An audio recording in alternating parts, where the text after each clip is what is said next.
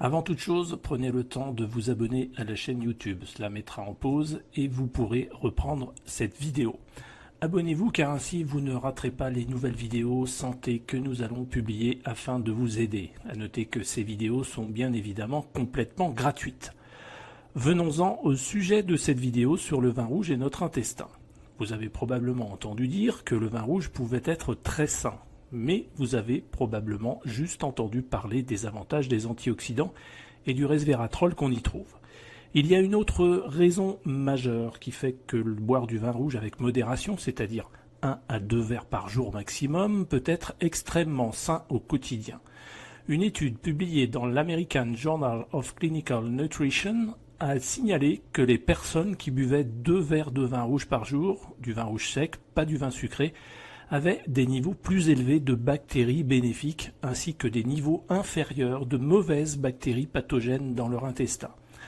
Ce sont d'excellentes nouvelles car, comme vous le savez, l'équilibre de la flore intestinale est très important pour notre digestion, notre système immunitaire, notre métabolisme, la santé de notre peau et bien d'autres choses encore. L'étude a conclu que bien que sa consommation fasse diminuer les bactéries pathogènes dans l'intestin, le vin a effectivement un effet prébiotique portant la croissance et les colonies de microbes sains qui protègent notre santé. Mais les puissants avantages pour la santé du vin rouge ne s'arrêtent pas là. Une autre partie intéressante de cette étude montre que le vin rouge a également permis aux buveurs de diminuer leur tension systolique et leur pression artérielle diastolique, leurs triglycérides, leur cholestérol LDL et leur taux de CRPP.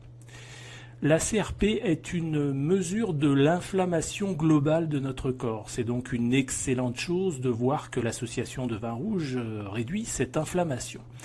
La consommation de vin rouge a été comparée à une consommation équivalente de gin à quantité d'alcool équivalente et aucun des avantages mentionnés ci-dessus n'a été observé dans le groupe consommant du gin.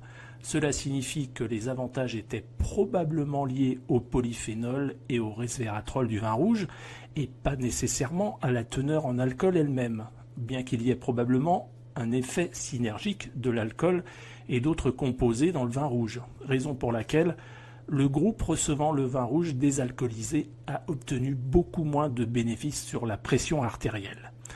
Vous pouvez choisir du Cabernet, du Merlot, du Pinot Noir, du Syrah ou tout autre vin rouge sec pour obtenir tous ces avantages puissants pour la santé avec des polyphénols uniques et du resveratrol. Notez que le vin blanc bénéficie également de quelques avantages pour la santé, mais pas aussi puissants que le vin rouge. Il y a des niveaux d'antioxydants inférieurs. Un autre avantage du vin rouge non mentionné dans l'étude, c'est le fait que lorsqu'il est consommé lors d'un repas, il peut ralentir et modérer la réponse de sucre dans le sang. C'est encore un atout pour garder nos hormones équilibrées, contrôler nos niveaux d'insuline, contrôler l'appétit et rester mince. Comme vous pouvez le voir, il y a pas mal de raisons pour lever un verre de vin rouge et porter un toast à notre santé. Mais méfiez-vous, bien que le vin rouge soit un choix super sain pour un corps svelte sain et pour la santé de notre système digestif, nous avons découvert qu'il y a au moins 23 aliments tendance que la plupart des gens pensent à tort être bons pour la santé, mais qui nuisent réellement à notre métabolisme et nous font stocker des graisses, notamment au niveau du ventre.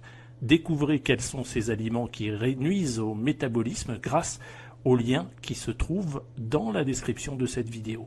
Évitez-les. N'oubliez pas de cliquer sur j'aime et cliquez sur le lien qui se situe dans la description de cette vidéo.